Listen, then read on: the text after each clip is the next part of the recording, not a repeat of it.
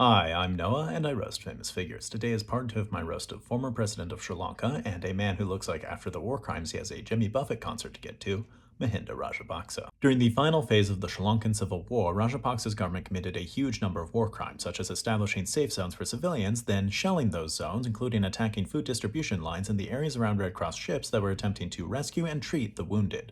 In Rajapaksa's defense, who knows what would have happened if people had been able to access food and medical care? They may have survived. According to a UN report, Rajapaksa shelled literally every hospital in the rebel controlled area, and some were hit repeatedly, despite the fact that their locations were well known to the government.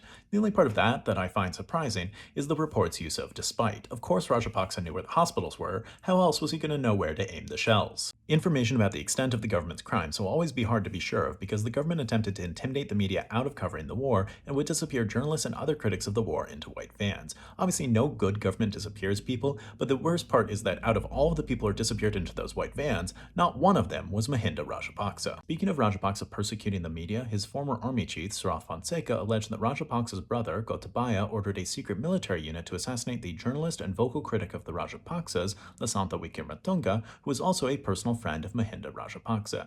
I'd like to believe Fonseca, but it just feels like a conspiracy theory. Are you seriously expecting me to believe that Mahinda Rajapaksa had friends? Fonseca also alleged that the Rajapaksa brothers told three leaders of the opposing side of the civil war, the Tamil Tigers, that they could surrender by holding a white cloth above their heads, but instead of accepting their surrender, the army shot them and their families. Rajapaksa may have been controversial, but he did make the hard choices. He saved the whole country from a dangerous wave of surrenders. Rajapaksa managed to convince parliament to eliminate presidential term limits, but due to his eroding popularity, he lost his next election and left office in 2015. Usually when someone eliminates term limits, it's so that they can hold on to power forever, but Rajapaksa accidentally just made it so that we all knew that he was leaving office not because he had to, but because we all wanted him to. Alright, please consider donating to help the family that I sponsor in Gaza. If you'd like to support me or watch bonus videos, please check out my Patreon. Then let me know who else to roast, and join me next time for part 2 of my roast of Trump's border czar and a man who looks like he would chew rocks if you told him they had testosterone, Tom Homan.